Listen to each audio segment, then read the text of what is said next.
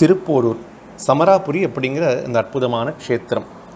இதில் ஸ்ரீ மௌன சுவாமிகள் அப்படிங்கிற மகான் 1872ஆம் ஆண்டு தை மாதம் சதய நட்சத்திரத்தில் பிறக்கிறார்.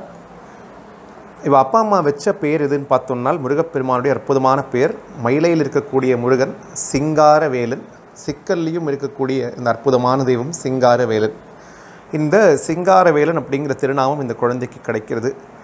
திருப்போரூர் முருகன் கிட்டக்க அவள் அப்பா அம்மா தீராத பக்தி கொண்டிருந்தா. கிட்டத்தட்ட 15 ஆண்டு காலங்கள் விடாமல் முருகப்பெருமானை நோக்கி தவம் இயற்றி எங்களுக்கு ஒரு குழந்தை கிடைக்க வேண்டும் அப்படின்னு சொல்லி வேண்டின்ற காரணத்தினால முருகப்பெருமான் இவர்களுக்கு தவப்புதல்வனாகப்பட்ட இந்த மகான் ஸ்ரீ மௌன சுவாமிகளை அருளினார். இந்த குழந்தை வளர்ந்துட்டு வர்றது, குழந்தை பிராயத்திலிருந்து இவருக்கு ரொம்ப பிடிச்ச விஷயம் எதனால் சைவ சித்தாந்தம், சிவபெருமானை பூஜை செய்கிறது, பஞ்சாட்சரத்தை ஜபம் செய்கிறது, சிவபெருமானுக்கு அபிஷேகம் செய்கிறது, பதிகங்களை பாராயணம் செய்கிறது, இது போன்ற சிவபெருமான் சம்பந்தப்பட்ட விஷயங்கள் மீது இவருக்கு அதிகமான ஒரு ஈடுபாடு ஏற்படுறது. இவர் ஆன்மீக நூல்கள் எல்லாம் ரொம்பவும் ஆர்வத்துடன் படிக்கிறார்.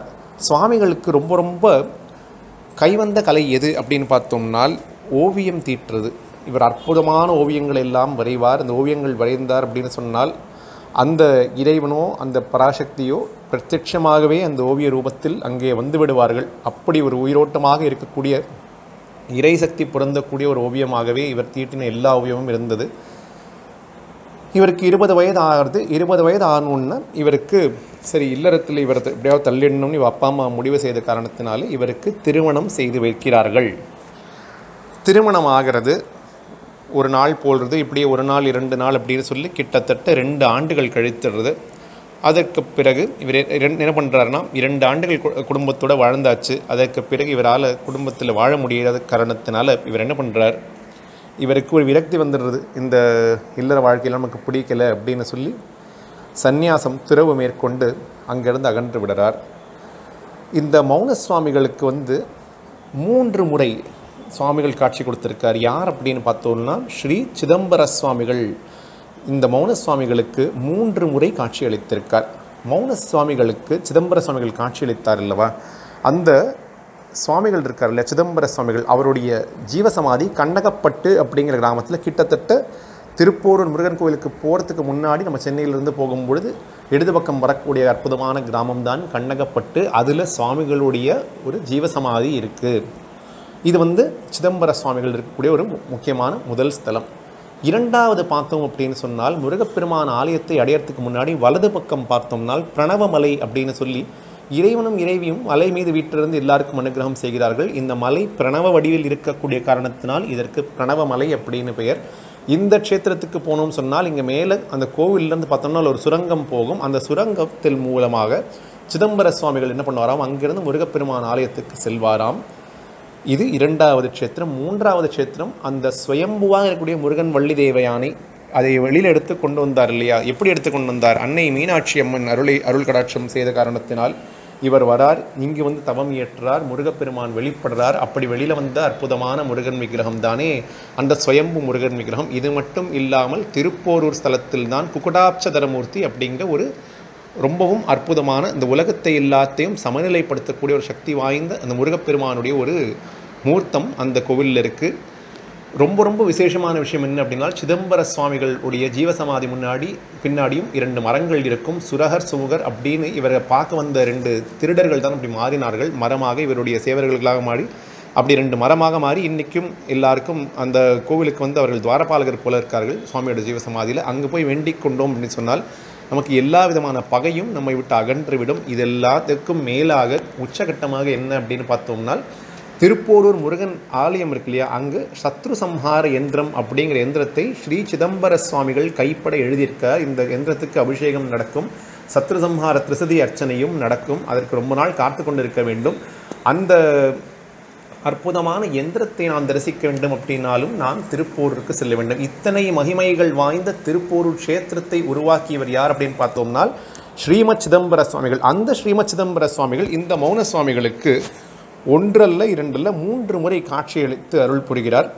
அப்புறமா அவர் கொடுத்த ஒரு முக்கியமான வாக்கியம் என்ன அப்படின்னு சொன்னால் சும்மா இரு அப்படி சும்மா இருத்திலே சுகம்லாம் கேள்விப்பட்டிருக்கோம் இல்லையா. இது போலவே மௌன விரதம் அனுஷ்டிக்க வேண்டும் அப்படின்னு சொல்கிறார்.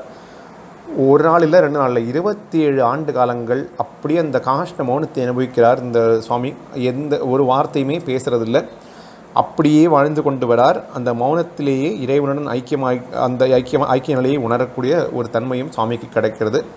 அக்காலகட்டத்தில் ரொம்பவும் பெரிய செல்வந்தராக இருந்த திருவாளர் ராஜமாணிக்கம் பிள்ளை, அதுக்கப்புறமா எம்ஆர் சிவசங்கர், இவ 2 பேருமே சுவாமிகள் கிட்டக்க ரொம்பவும் மரியாதை கொண்டிருந்தார். சுவாமிகளுக்கு அவர்களால் முடிந்த எல்லா சேவையும் இவர்கள் செய்து கொண்டு வருகிறார்கள். சுவாமி அவருடைய அந்த கடைசி நாட்கள் வரப்போகிறது அப்படிங்கிறது சுவாமி புரிஞ்சுக்கிறார். புரிஞ்சுண்டு சுவாமி என்ன சொல்லிட்டார் அப்படின்னால், வெள்ளிக்கிழமை அன்னைக்கு, அதாவது ஜனவரி மாதம் 14ஆம் தேதி 1926, அது வெள்ளிக்கிழமை அன்னைக்கு ராஜமாணிக்கத்துடைய இல்லத்தில் போய் சுவாமிகள் உட்காந்துக்கிறார். அன்னைக்கு ராஜமாணிக்கம் சுவாமிக்கு அபிஷேகம் செய்வித்து வைக்கிறார்.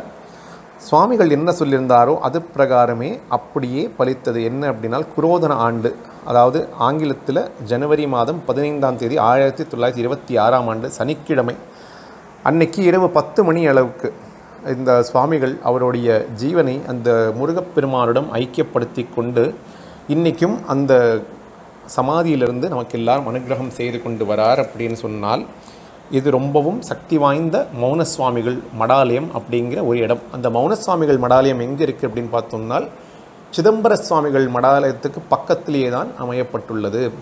சிதம்பர சுவாமிகள் இவரோட குரு எப்பேற்பட்ட மகிமை வாய்ந்த ரொம்ப ரொம்ப பெரிய மகான் அப்படிங்கிறத நம்ம பார்த்தோம். இவருக்கு 2 சமாதிகள் இருக்குதுன்னு சொல்லுவார்கள். ஒன்று நம்ம கண்ணகப்பட்டில் பார்க்கக்கூடிய சமாதி, 2வது முருகப்பெருமானுடனே இவர் அப்படியே ஐக்கியமாயிட்டார் அப்படின்னும் சொல்லுவார்கள். அந்த ஸ்தூல சரீரம் சூஷ்ம சரீரம் அப்படிங்கிற அந்த எடுத்துக்காட்டெல்லாம் சொல்லி இவர் முருகப்பெருமானுடனே ஐக்கியமாயிருக்கார் அப்படின்னு சொல்வார்கள். திருப்போரூர் ஸ்தலத்துக்கு நம்ம போனோம் வேண்டின்றோம் அப்படின்னு சொன்னால், தொழில் சம்பந்தப்பட்ட விஷயங்கள் ஏதாவது தடங்கள் இருந்தாலோ இல்லை எதிரி தொல்லை ஏதாவது இருந்தாலோ இதை எல்லாத்தையும் அந்த விஷயங்களில் நமக்கு நல்லபடியான வெற்றியை முருகப்பெருமான் கண்டிப்பாக கொடுப்பார்.